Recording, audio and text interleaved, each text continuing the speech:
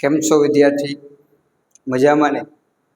આજે આપણે ધોરણ 12 અર્થશાસ્ત્ર જે સરસ મજાના ચેપ્ટર સાથે એટલે કે પ્રકરણ નંબર 5 ગરીબી, જેના બોર્ડની અંદર 5 ગુણના પ્રશ્નો પૂછાતા હોય એવું અત્યાર સુધીમાં બનેલું છે. તો એવા જ ચેપ્ટર સાથે આપણે આજે મળી રહ્યા છે વિદ્યાર્થી મિત્રો, અને એમાં આપણે જે બોર્ડમાં પૂછાયેલા જે પ્રશ્નો જે છે એ જુદા જુદા પ્રશ્નો સાથે આપણે મળશું, અને એમાં કેટલું લખવું, કઈ રીતે લખવું, કેટલા મુદ્દા લખવા, આની પણ આપણે ચર્ચા કરવાના છે. તો વિદ્યાર્થી મિત્રો, આજે આપણે પ્રકરણ નંબર 5 ગરીબીની અંદર ગરીબીના નિર્દેશકો જે છે એ જે પ્રશ્ન જે છે એ પ્રશ્નની આપણે આજે વિગતવાર ચર્ચા કરવાના છે. એ પ્રશ્નની ચર્ચા કરતા પહેલા વિદ્યાર્થી મિત્રો, આપણે એ તપાસી લઈશું કે બોર્ડની અંદર આ પાઠમાંથી કેવા અને કેટલા પ્રકારના પ્રશ્નો પૂછાયેલા છે એની આપણે ચર્ચા કરશું. તો વિદ્યાર્થી મિત્રો, પ્રકરણ નંબર 5 આપણું ગરીબી છે, જેની અંદર કુલ ગુણ 10 ગુણ છે અને જનરલ વિકલ્પ સાથે કેટલા ગુણનું પૂછાવાનું છે? 13 ગુણનું પૂછાવાનું છે. એ આપણે ખાસ યાદ રાખવાનું છે. જો આપણે વિભાગની વાત કરવા જોઈએ તો આની અંદર તમામ વિભાગના પ્રશ્નો છે, A, B, C, D અને E. એનો મતલબ કે આપણા માટે આ ચેપ્ટર ખૂબ જ મહત્વનું છે, અથવા તો IMP છે તેમ આપણે કહી શકાય, કારણ કે 13 ગુણનું આપણને આ ચેપ્ટરમાંથી જુદી જુદી રીતે પૂછવામાં આવશે. બરોબર? તો એ રીતે આપણા બ્લુપ્રિન્ટ પ્રમાણે એટલે કે 2024નું જે આપણું નમૂનાનું પેપર હતું એ નમૂનાના પેપર મુજબ આપણે આ પ્રકારનું પૂછાતું હોય તેવું જોવા મળે છે.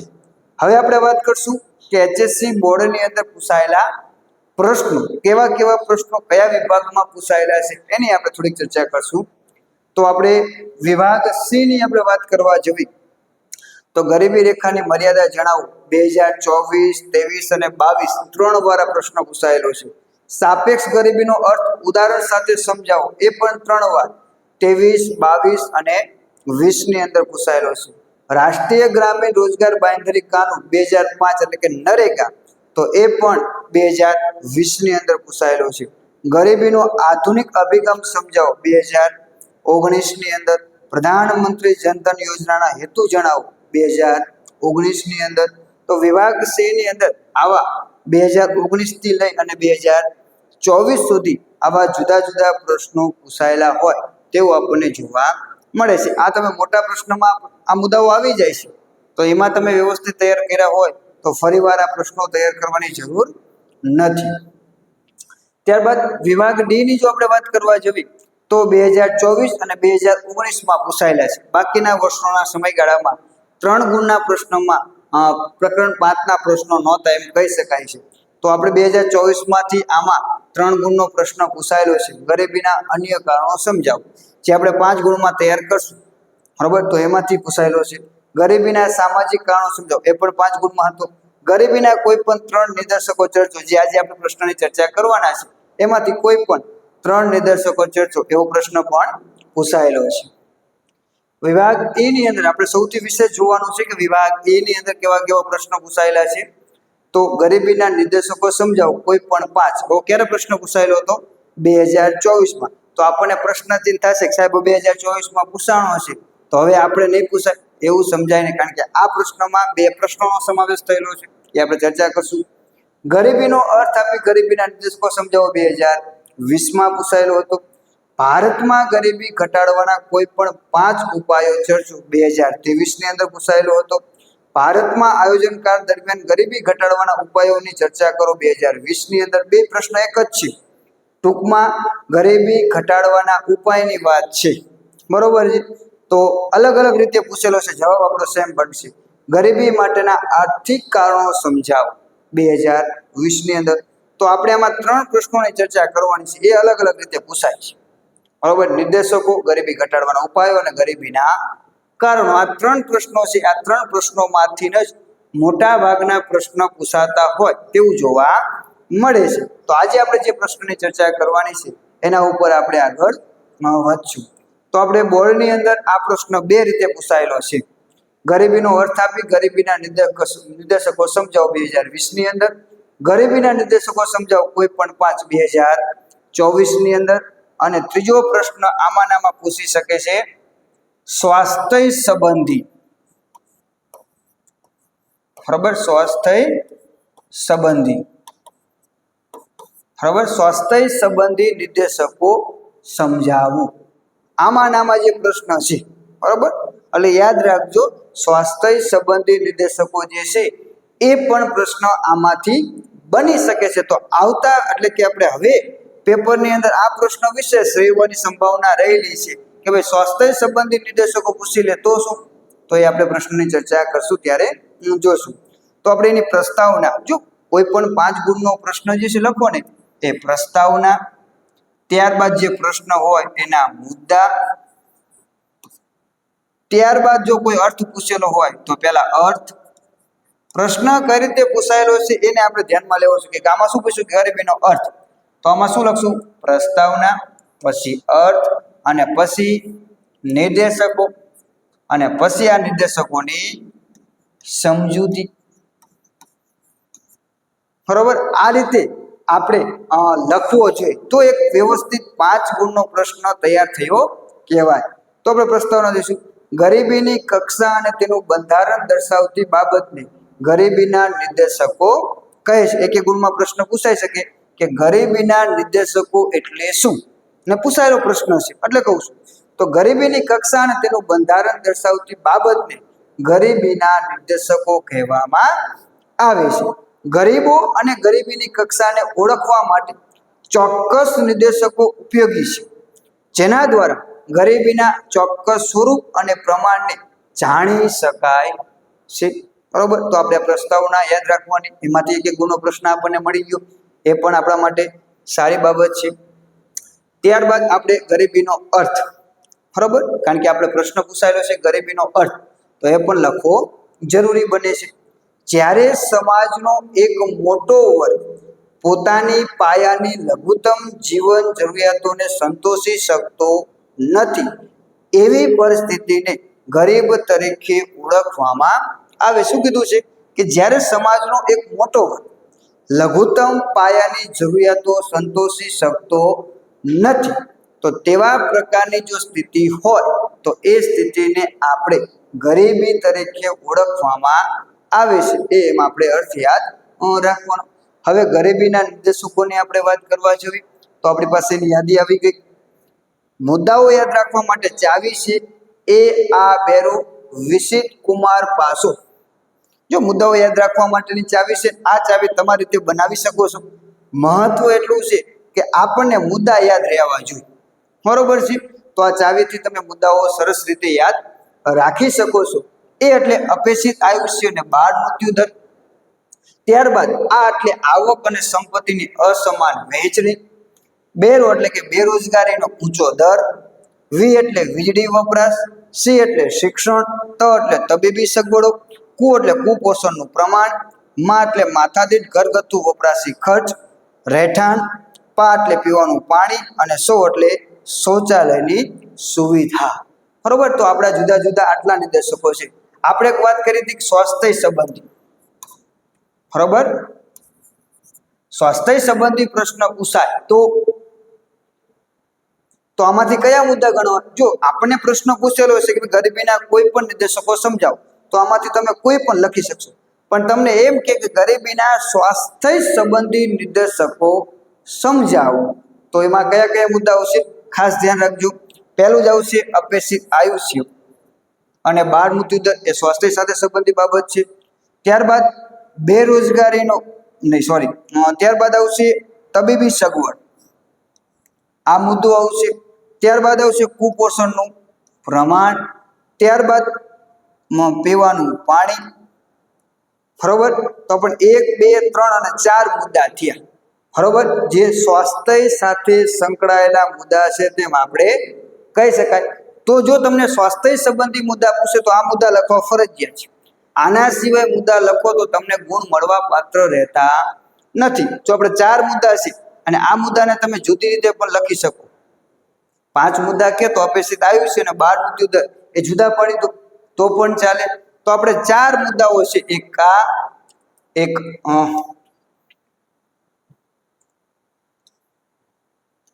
બરોબર, એક તબીબી, બરોબર, તબીબી, ત્યારબાદ કુપોષણ, પીવાનું પાણી, એનો સમાવેશ આપણે સ્વાસ્થ્ય સંબંધીની અંદર કરી શકીએ છીએ, બરોબર. તો આ એક સ્વાસ્થ્ય સાથે સંકળાયેલી બાબતો છે તેમ આપણે કહી શકાય. એટલે આ મુદ્દા સ્વાસ્થ્ય સંબંધી છે તેમ આપણે કહી શકાય છે. હવે આપણે એક એક મુદ્દાની વિગતવાર સમજૂતી જોશું. તો અપેક્ષિત આયુષ્ય અને બાળ મૃત્યુ દર, તો કે જન્મ સમયે બાળક કેટલું જીવશે તેનો અંદાજ એટલે અપેક્ષિત આયુષ્ય. એક એક ગુણમાં પ્રશ્ન પણ પૂછાઈ શકે કે અપેક્ષિત આયુષ્ય એટલે શું? તો કે જન્મ સમયે બાળક કેટલું જીવશે તેનો અંદાજ એટલે શું કહેવામાં આવે છે? અપેક્ષિત આયુષ્ય તરીકે ઓળખવામાં આવે છે. બીજું છે બાળ મૃત્યુ દર. તો બંનેની વ્યાખ્યા લખવાની છે, જે આપણે અગાઉ બીજા ચેપ્ટરમાં ભણી ગયા છે એ જ લખવાની છે, નવું યાદ રાખવાની જરૂર નથી. દર 1000 જીવિત જન્મતા બાળકોમાંથી 1 વર્ષથી ઓછા સમયમાં મૃત્યુ પામતા બાળકોનું પ્રમાણ એટલે બાળ મૃત્યુ દર. બહુ બધી વાર બોર્ડની અંદર આ પ્રશ્ન પૂછાયેલો છે કે બાળ મૃત્યુ દર એટલે શું, બરોબર. એટલે એ પણ આપણે એક ગુણના પ્રશ્નમાં ઉપયોગી છે તેમ કહી શકાય છે. ભારતમાં 2014માં અપેક્ષિત આયુષ્ય 68 વર્ષ અને બાળ મૃત્યુ દર 39 દર્શાવવામાં આવ્યું છે. ક્યારે? તો કે 2014માં. યાદ રાખજો, એક એક ગુણમાં એમસીક્યુમાં પ્રશ્ન પૂછાયેલો છે કે બાળ મૃત્યુ દર. પણ બાળ મૃત્યુ દરના આપણા પાઠ્યપુસ્તકની અંદર જુદા જુદા 3 પ્રકારના માપદંડો આપેલા છે. તો ક્યારે પૂછાયેલું છે? તો કે 2014માં પૂછે તો 39 જેટલું બાળ મૃત્યુ દરનું પ્રમાણ જોવા મળે છે, જે નબળી આરોગ્યની સ્થિતિ અને ગરીબીનો નિર્દેશ કરે છે, બરોબર. તો આપણા માટે આટલા મુદ્દા છે, પણ આ કોષ્ટક લખવાની જરૂર નથી. આટલું તમે લખો તો ચાલે છે, પણ કોષ્ટકમાંથી આપણને એક એક ગુણના પ્રશ્ન પૂછાઈ શકે છે. કોષ્ટક લખો તો વધારે સારો એવો મુદ્દો આપણે ઇફેક્ટ કરે છે, બરોબર. પેપર ચેકરને એ ઇફેક્ટ કરે છે, એટલે જેના કારણે આપણને માર્ક કપાવવાના ચાન્સો ઘટી જાય છે. પણ આટલા મુદ્દા લખો તો પણ કોઈ પ્રશ્ન રહેતો નથી. તો કોષ્ટકને આપણે જોઈએ તો અપેક્ષિત આયુષ્ય વર્ષ 2014માં અને બાળ મૃત્યુદરનું પ્રમાણ 2014માં દર્શાવવામાં આવેલું છે. તો આપણે નોર્વેની વાત કરવા જઈએ તો અપેક્ષિત આયુષ્ય કેટલું હતું? 81.6 વર્ષ અને બાળ મૃત્યુદરનું પ્રમાણ તો કે 2, એટલે કે 2 સંખ્યા. અમેરિકામાં 79.1 વર્ષ અને બાળ મૃત્યુદરનું પ્રમાણ 6. શ્રીલંકામાં 74.9 અને બાળ મૃત્યુદરનું પ્રમાણ 9. ચીનની વાત કરવા જઈએ તો અપેક્ષિત આયુષ્ય 75.9 અને બાળ મૃત્યુદરનું પ્રમાણ 10. અને ભારતની આપણે વાત કરવા જઈએ તો 68 અને 39, એટલે કે બીજા દેશોની સરખામણીમાં ભારતની અંદર અપેક્ષિત આયુષ્ય નીચું જોવા મળે છે, અને એની સામે બાળ મૃત્યુદરનું પ્રમાણ કેવું જોવા મળે છે? ઊંચું જોવા મળે છે, જે ક્યાંક ને ક્યાંક ગરીબીનો નિર્દેશ કરતો હોય તેવું જોવા મળે છે. ત્યારબાદ બીજું છે આવક અને સંપત્તિની અસમાન વહેંચણી. 1991ના વર્ષના એટલે આર્થિક સુધારા બાદ સમયમાં ભારતમાં ઊંચા દરે શું આવશે?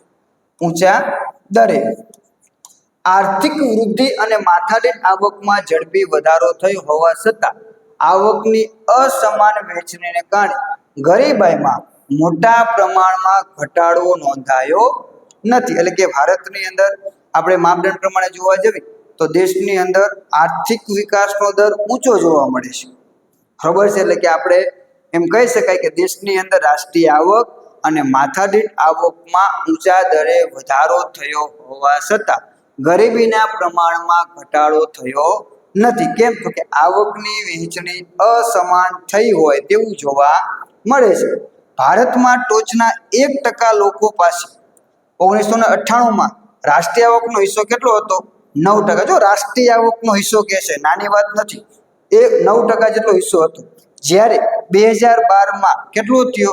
12.6% થાય છે. આ બાબત આર્થિક વિકાસની અસમાનતા તરફ લઈ જાય છે, અને જે ગરીબીનો નિર્દેશ કરતો હોય તેવું જોવા મળે છે. તો આમ આવક અને સંપત્તિની અસમાન વહેંચણી પણ એ ભારતની અંદર એટલે કે ભારતની સ્થિતિ કે ભારત દેશની અંદર ગરીબીનું પ્રમાણ છે એવો નિર્દેશ કરતો હોય તેવું જોવા મળે છે. ત્યારબાદ આપણે આગળ બેરોજગારીનો ઊંચો દર.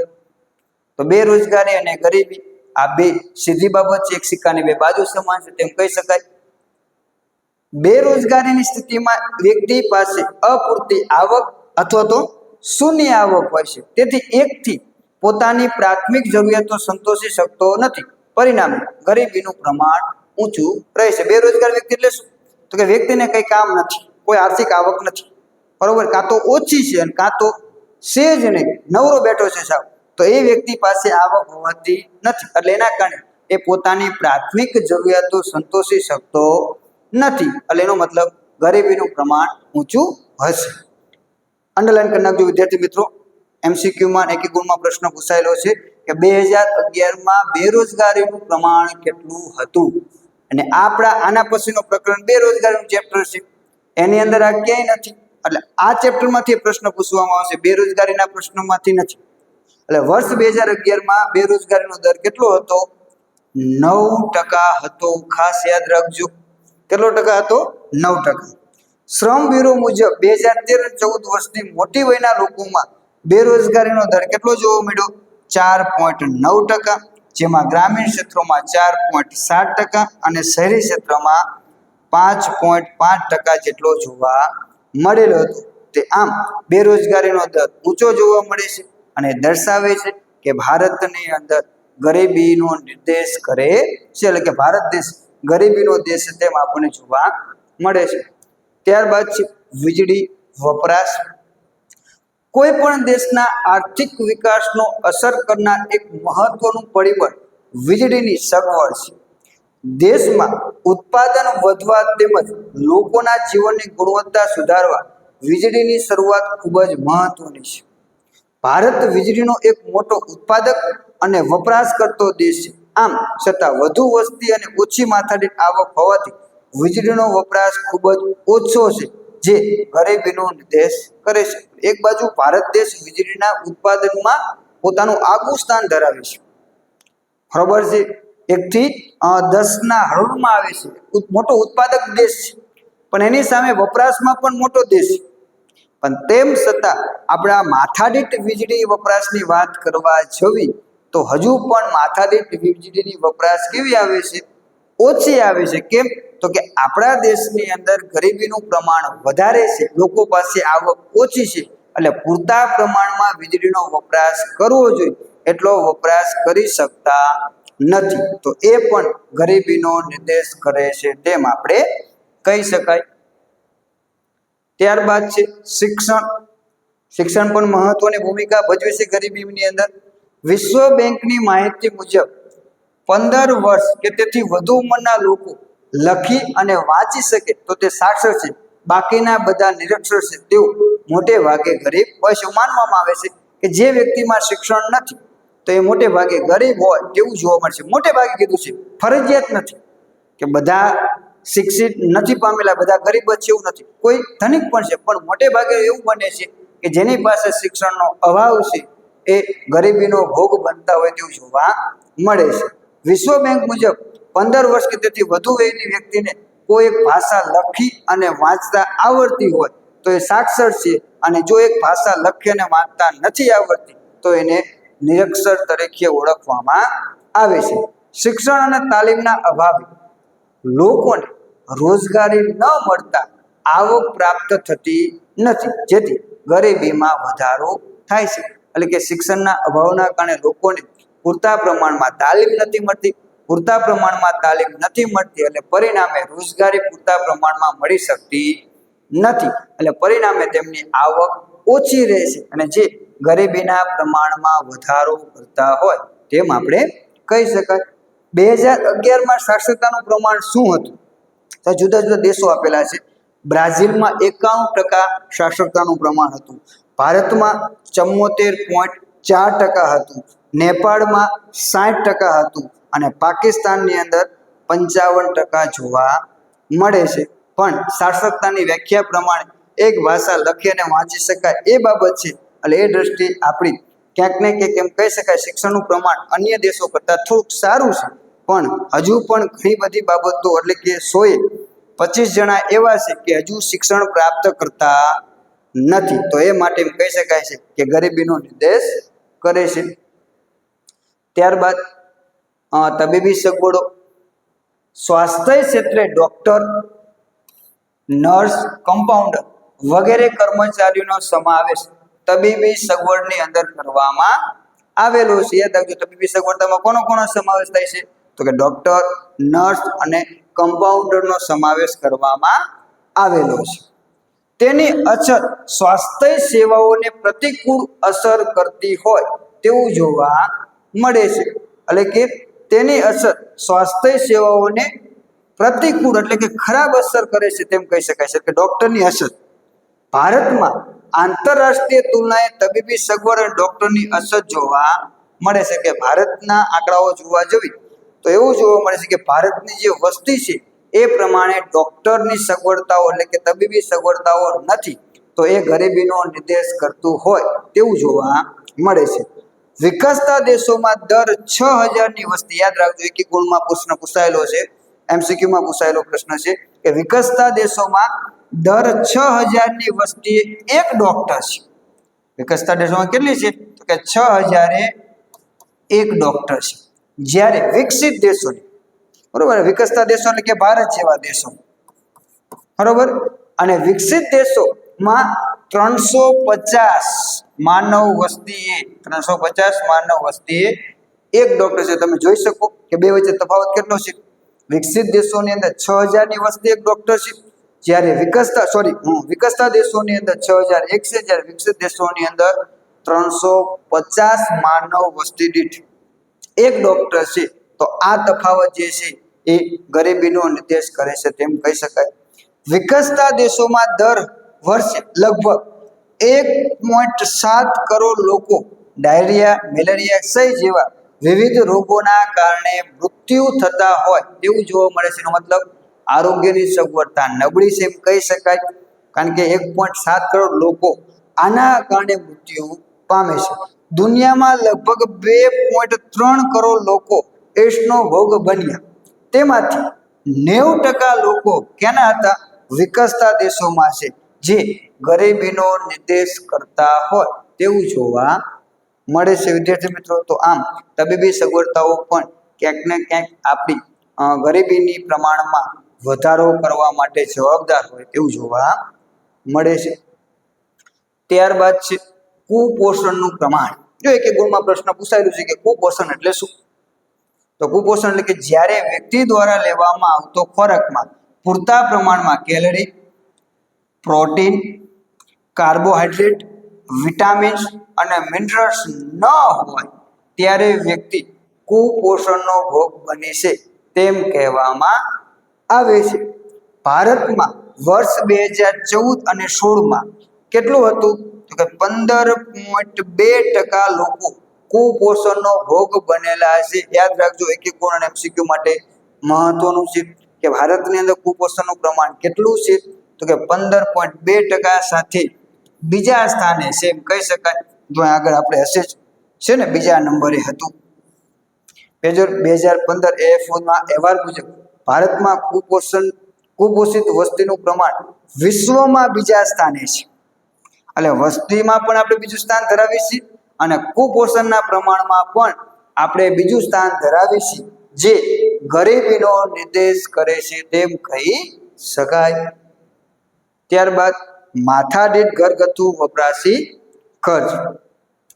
કોઈ એક વર્ષ દરમિયાન કુટુંબો દ્વારા ખરીદેલી બધી જ વસ્તુઓ અને સેવાઓ, ટકાઉ વસ્તુ વગેરેના બજાર મૂલ્યને જે તે વર્ષની વસ્તી વડે ભાગતા પ્રાપ્ત થાય છે. શું કીધું છે? માથાદીઠ એટલે કે સરેરાશ કાઢવાની છે. ઘરગથ્થુ વપરાશી ખર્ચ કોઈ કુટુંબની અંદર જે વસ્તુઓ વપરાશમાં લેવામાં આવે છે, ખાસ કરીને ટકાઉ વસ્તુ, તો એ વપરાશનો આંક મેળવી અને વસ્તી વડે ભાગવામાં આવે છે અને માથાદીઠ ઘરગથ્થુ વપરાશી ખર્ચ મેળવવાનો પ્રયત્ન કરવામાં આવે છે. ઓછી આવકને લીધે ગરીબીમાં માથાદીઠ વપરાશી ખર્ચ કેવો આવે છે? નીચો હોય તેવું જોવા મળે છે. જો આપણને આપ્યું છે 2014માં ભારતમાં 2005ની ભાવ સપાટી માથાદીઠ ઘરગથ્થુ વપરાશી ખર્ચ કેટલું હતું? $725 હતું. જ્યારે યુએસમાં તે કેટલું હતું? $31,469. તો આપણા કરતાં તો ક્યાંય વધુ છે તેમ કહી શકાય. જ્યારે યુકેની અંદર $25,828. તો એ આપણા કરતાં ઘણા બધા આંકડાઓ વધારે છે કહી શકાય. આપણા માત્ર તો $725 છે. જ્યારે એમના આંકડાઓ એટલે કે એ વસ્તુ પાછળ ખર્ચ કરતા હોય તેનું પ્રમાણ આપણા કરતાં વિશેષ છે તેવું જોવા મળે છે. વિકાસમાં દેશોમાં આવો ખર્ચ ઘણો ઓછો છે, જે ગરીબીનું નિદર્શન કરે છે. એટલે કે આપણા વિકાસમાં દેશો, ભારત જેવા દેશોની અંદર આ ખર્ચનું પ્રમાણ ઘણું ઓછું છે, જે દર્શાવે છે કે એ ગરીબીનો નિર્દેશ કરે છે. ત્યારબાદ છે રહેઠાણની બાબતોમાં. રહેઠાણ એ માનવીની પ્રાથમિક જરૂરિયાત છે. પાયાની અને પ્રાથમિક જરૂરિયાતોમાં સમાવેશ રહેઠાણનો થાય છે. વિકસતા દેશોમાં રહેઠાણની તંગી જોવા મળે છે. વિકસતા દેશોમાં રહેઠાણની શું જોવા મળે છે? તંગી જોવા મળે છે, એટલે કે એની અછત જોવા મળે છે. લોકો ગંદી ચાલી કે ઝૂંપડપટ્ટીઓમાં રહેતા હોય તેવું પણ જોવા મળે છે. મકાન, ઓરડાઓ, રહેઠાણોની સંખ્યા, ઘરમાં નળ, વીજળી જેવી સગવડતા ધરાવતા મકાનોની ટકાવારી ગરીબીની કક્ષા દર્શાવે છે. તો મકાન છે, તો મકાન કેવા? એમાં ઓરડાની સંખ્યા બરોબર છે, ઘરમાં નળની સુવિધાઓ છે, વીજળીની સગવડતાઓ છે, શૌચાલયની સગવડતાઓ છે. આ બધા એટલે કે આવા મકાનોની સંખ્યા ભારતની અંદર ખૂબ જ ઓછી જોવા મળે છે. ભારતમાં 60 કરોડ લોકો, કેટલા? 60 કરોડ લોકો સ્વાસ્થ્યને હાનિ પહોંચે અથવા જીવન માટે જોખમરૂપ હોય તેવા નિવાસ સ્થાનોમાં રહે છે, જે ગરીબીનો નિર્દેશ કરે છે. 60% લોકો તો આવા છે. બીજા તો કેટલા લોકો છે એને હજી રહેઠાણની સગવડતાઓ મળી જ નથી, પણ જેને રહેઠાણની સગવડતાઓ છે એમાંથી 60 કરોડ લોકો તો એવા છે કે સ્વાસ્થ્યને હાનિ થાય અથવા તો જીવનને જોખમ પડે એવા પ્રકારના જર્જરિત મકાનોમાં રહેતા હોય તેવું જોવા મળે છે, અને જે ગરીબીનો નિર્દેશ કરતા હોય તેવું જોવા મળે છે. ત્યારબાદ છે પીવાનું પાણી. આ પણ મહત્વનું છે કે પાણી તો ઘણું બધું છે, પણ પીવાનું પાણી પ્રાપ્ત થતું હોય તો એવા કુટુંબોની સંખ્યા ઓછી છે. જનસમૂહનું સ્વાસ્થ્યમાં સૌથી વધુ સુરક્ષિત પીવાલાયક પાણી અને સ્વચ્છતાની સગવડ સાથે સંકળાયેલું છે. દૂષિત પાણી, પૌષ્ટિક આહારનો અભાવ રોગોનું કારણ બને છે. કે દૂષિત પાણી પીવાથી પૌષ્ટિક આહારના અભાવના કારણથી આપણે એમ કહી શકાય છે કે મોટા ભાગના રોગો એ પાણી સાથે સંકળાયેલા છે, એટલે પાણીમાંથી જન્મ પામે. ભારતમાં 2011ની માહિતી મુજબ 63.3 કુટુંબોને નળ દ્વારા, જો 63.3 કુટુંબોને નળ દ્વારા શુદ્ધ પીવાનું પાણી ઉપલબ્ધ મળે છે, જ્યારે 8.67 કુટુંબોને નળ દ્વારા પાણી મળે છે પણ શુદ્ધ કરેલું હોતું નથી. જ્યારે બાકીના 26% લોકો અન્ય સ્ત્રોતોમાં પાણી પ્રાપ્ત કરતા. અન્ય સ્ત્રોતોની અંદર આ ઝરણું છે, આવી તળાવો છે, નહેરો છે, સરોવરો છે, એમાંથી એ પાણી પ્રાપ્ત કરતા હોય તેવું જોવા મળે છે. અને ત્યારબાદ આપણો છેલ્લો મુદ્દો શૌચાલયની સુવિધાઓ. 70% વસ્તી ગ્રામ્ય વિસ્તારોમાં રહે છે, જેમને પાણીજન્ય રોગો અને ચેપી રોગો થવાની શક્યતા વધુ છે. તે માટે સ્વચ્છતા ખૂબ જ મહત્વની છે તેમ કહી શકાય છે. ભારતમાં એક અંદાજ મુજબ 66% લોકોને શૌચાલયનો વપરાશ કરતા હોય તેવું જોવા મળે છે.